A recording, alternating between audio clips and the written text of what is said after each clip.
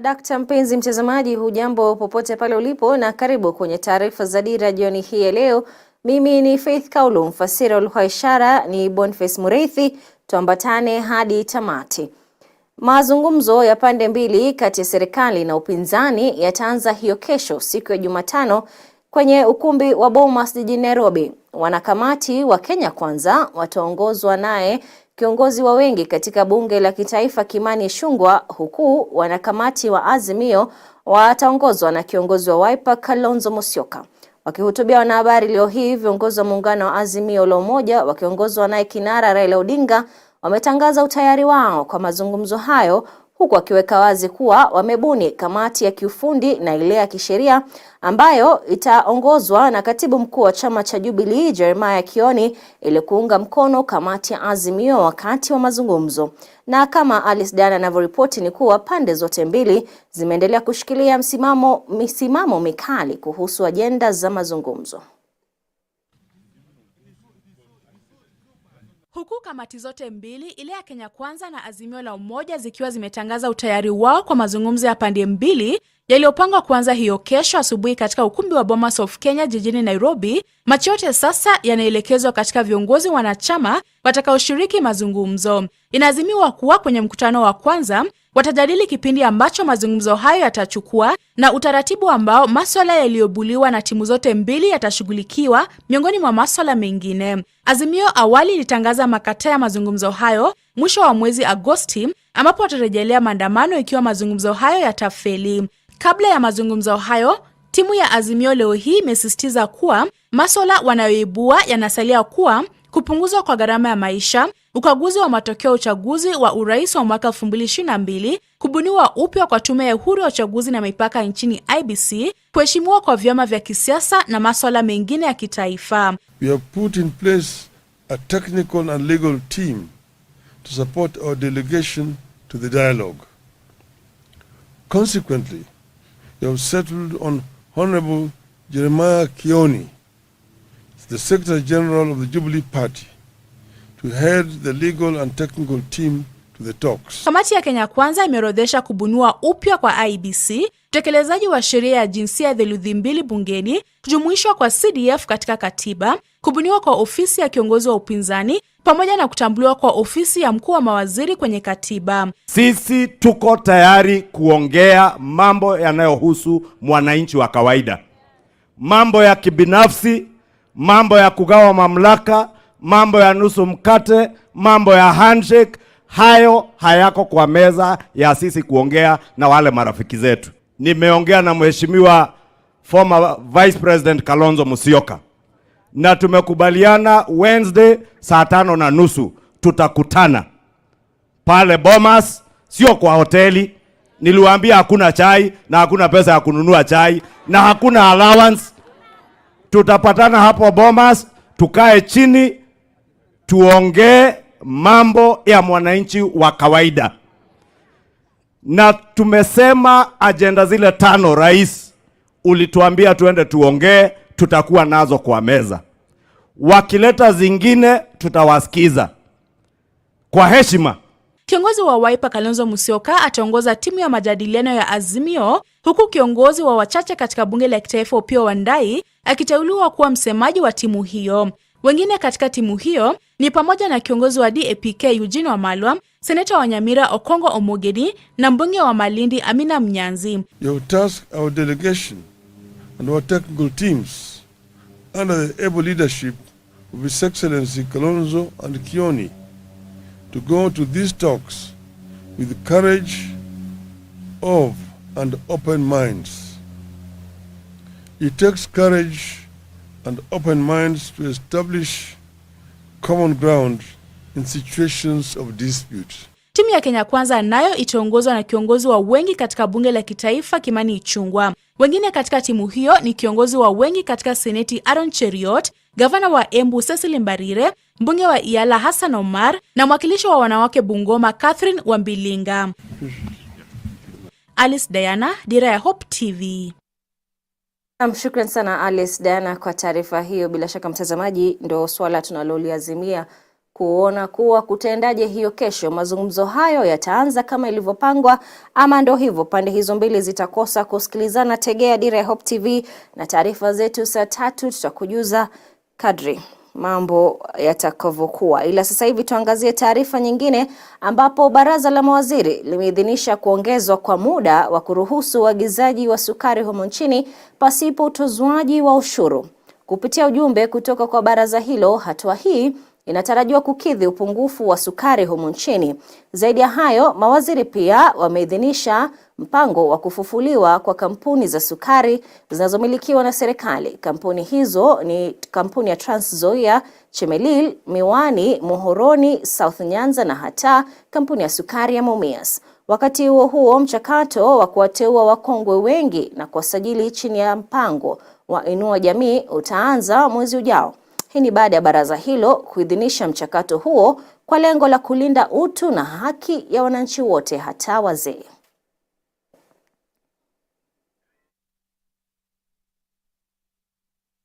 Kwingineko, Rais William Ruto amewahakikishia Wakenya kuwa uzalishaji wa maziwa nchini utaongezeka maradufu katika kipindi cha miaka 5 ijayo ili kupanua fursa kwa wakulima. Akizungumza eneo la Kiganjo, kaunti ya Nyeri leo hii ambapo alizindua kiwanda cha kisasa cha kampuni ya maziwa ya KCC Kiganjo, Rais amesema kuwa serikali imeweka mipango thabiti ambayo itafanya uzalishaji wa maziwa kuongezeka kutoka lita bilioni 5.2 hadi kufikia lita bilioni 10 kwa mwaka. Kulingana na Rais, maziwa ni mojawapo ya vishawishi vya juu zaidi vya mapato nchini vinavyozalisha angalau shilingi bilioni 200 kwa mwaka.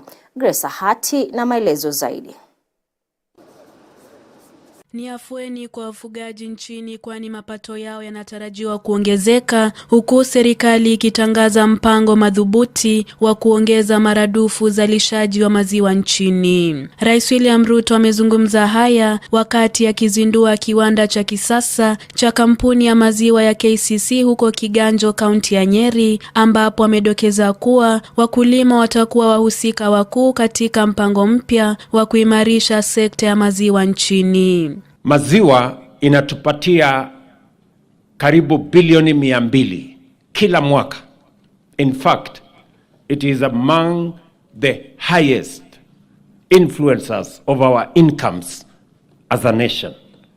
Maziwa ambayo inafanywa processing, maziwa ambayo inauzwa bado haijafanywa processing, na tunazidi na kutafuta mbinu na namna ya kuhakikisha kwamba we do more processing of our milk, do less sale of raw milk, because by doing more processing, we add more value and farmers get a better pay for their milk. Usaidizi mwingine katika sekta ya maziwa uliotajwa na Rais Ruto ni pamoja na kuondolewa kwa ushuru wa uagizaji wa chakula cha mifugo, ikiwa ni pamoja na mahindi ya manjano na kupunguzwa kwa gharama ya shahawa. Aidha, Rais Ruto ameitaka kampuni ya KCC kupunguza gharama zinazotolewa na wakulima ili kuongeza faida yao.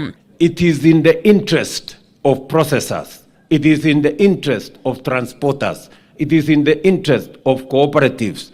It is in the interest of the financial institutions and SACCOs that the mkulima is making money. If mkulima is not making money, all of you will be jobless. Kwa upande wake, Naibu Rais Rigathi Gachagua amekariri kuwa serikali imejitolea kuwalinda wafugaji wa ng'ombe wa maziwa dhidi ya unyanyasaji. Some of these cartels have gone there. They import milk from Europe. They pack it in our neighboring countries to take advantage of the trade treaties with our neighbors and dump cheap milk into this country. So along the way, we'll have a conversation, Your Excellency, with our neighboring countries so that they are not used by the very people who have been oppressing these farmers. Nikiripotia Dira, mie ni Grace Ahati.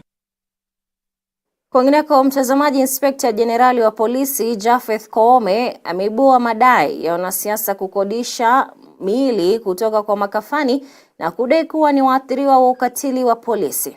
Akizungumza leo hii katika kituo cha mafunzo cha polisi huko Kiganjo, Koome amewalaumu wanasiasa kwa kushirikiana na wahudumu wa makafani ili kupata picha za miili wanazochapisha kwenye mitandao. Kando na hayo, Koome vilevile amewapongeza maafisa wa polisi kwa kukabiliana na waandamanaji vilivyo wakati wa maandamano dhidi ya serikali. Hata hivyo, kinara wa Azimio Raila Odinga ametupilia mbali tetesi hizo, akisema kuwa Azimio inaendelea kunakili waathiriwa wote wa ukatili wa polisi, mahakimu wa Azimio wakitarajiwa kutumia ushahidi huo mahakamani kwenye kesi itakayowasilishwa dhidi ya idara ya polisi. We are going to discharge our mandate without losing focus. We are aware of the situation we are in at the moment. A lot of propaganda out there with an intention of demoralizing police officers, intimidating them. Very unfortunate. We've seen in the recent past, and very unfortunate, senior members of the society going to mortuaries, hiring dead bodies.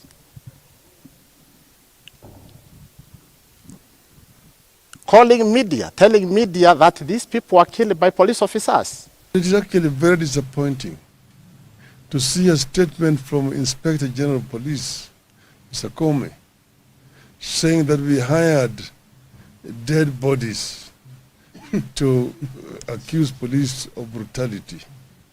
I don't know in which world he lives.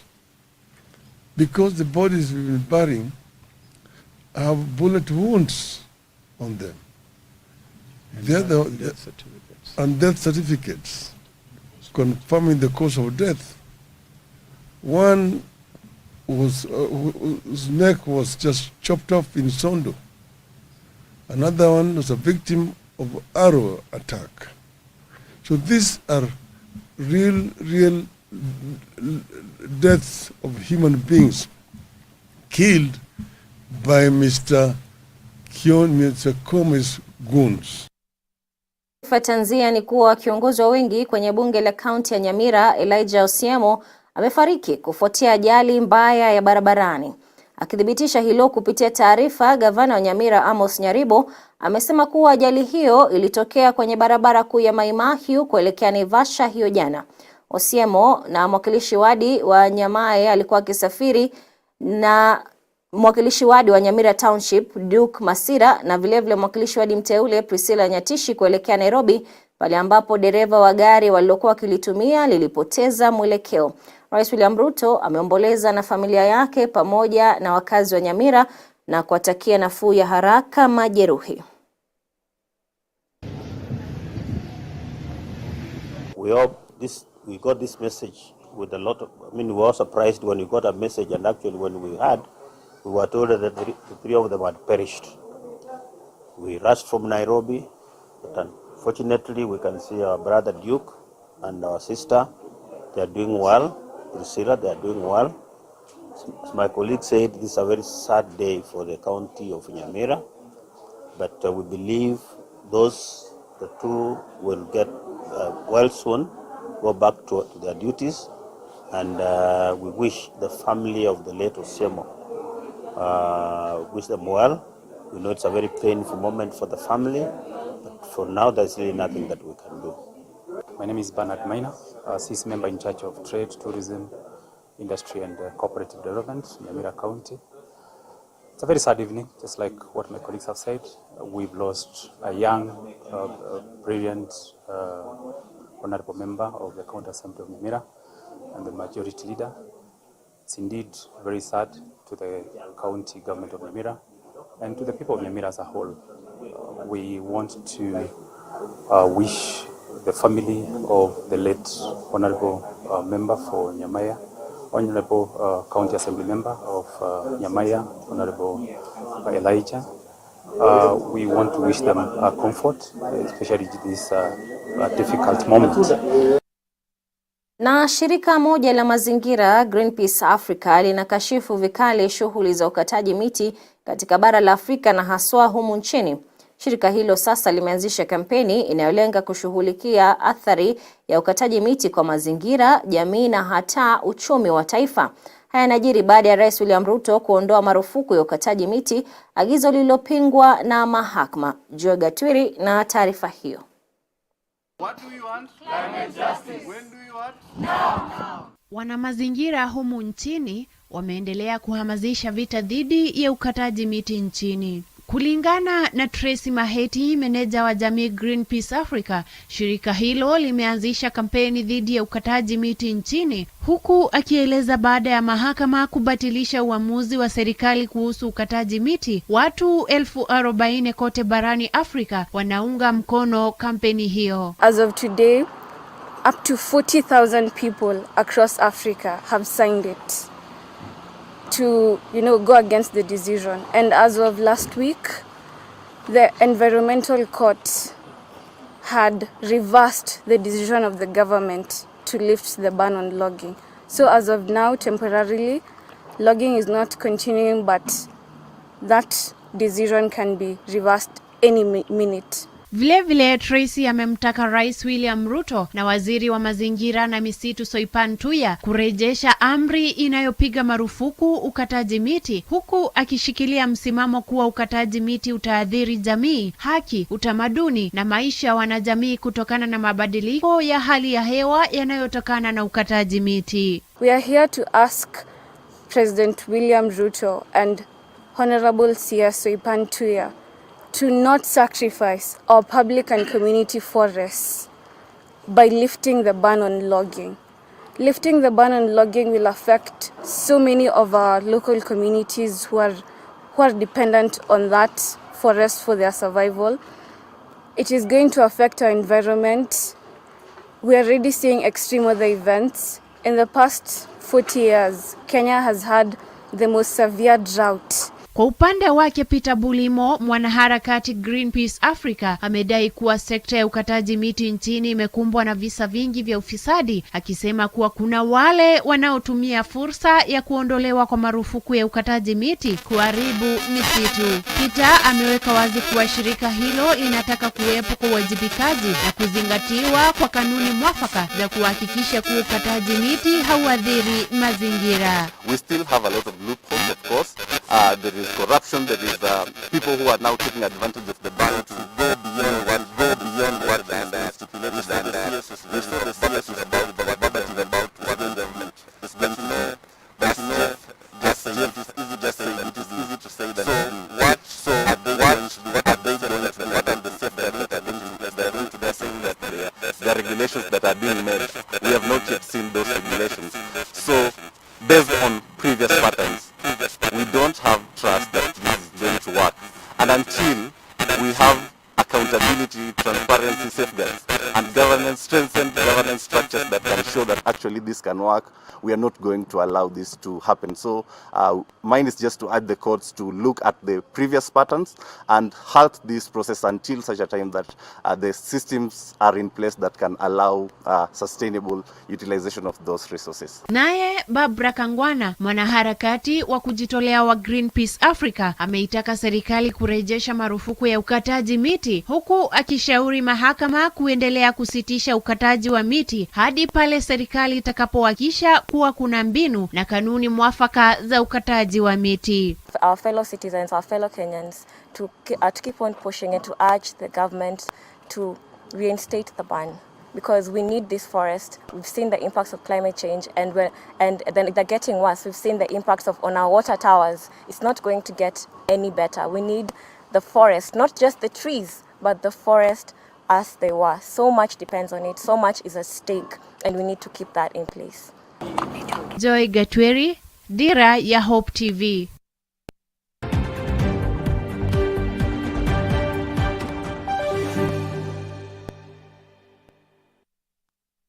Mtazamaji, hebu tuangazie kapu letu la biashara jioni hii ya leo, na ni kuwa kampuni ya kilimo biashara ya Kakuzi imeanzisha utengenezaji wa bidhaa ya mafuta ya makadamia, huku mahitaji ya bidhaa hiyo yakizidi kuongezeka.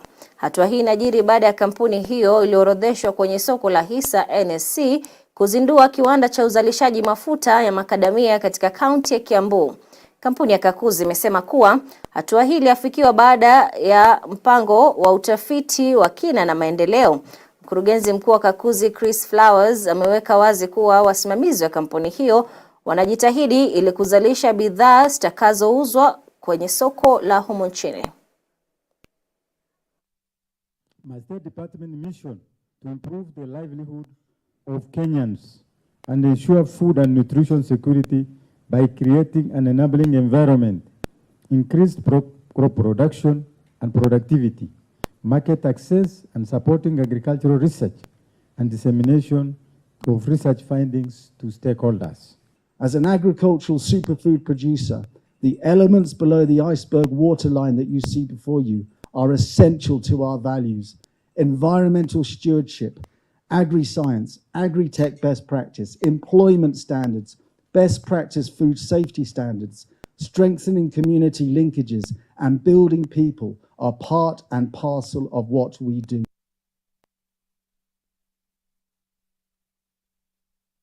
Na kituo cha ramani ya rasilimali na maendeleo RCMRD kimeanzisha kongamano lake la kitaifa la 7 leo hii linalofahamika kama RIC 2023.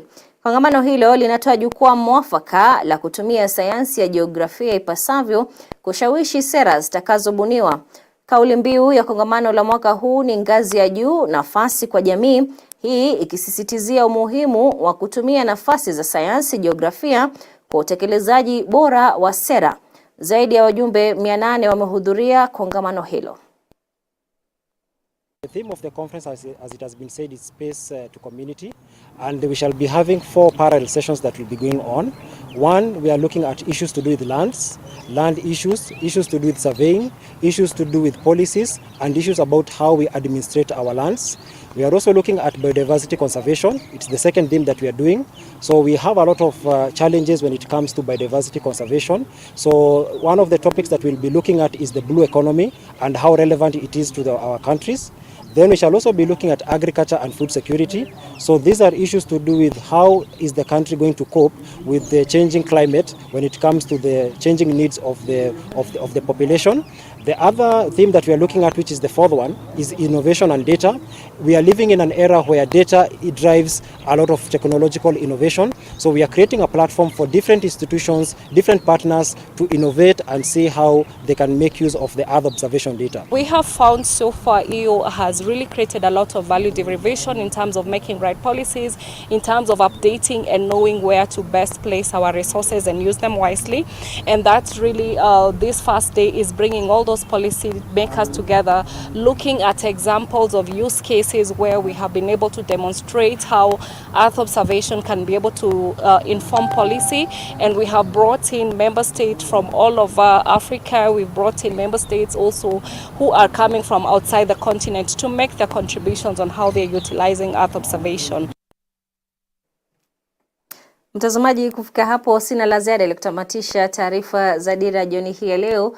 Bila shaka kwa niaba wote waliofanikisha taarifa hizi tunakutakia usiku mwanana, tukizidi kusema asante kwa kuganda papa hapa. Mimi ni Faith Kaulu, mfasiri wa lugha ishara, amekuwa ni Bon Faith. Kwaheri.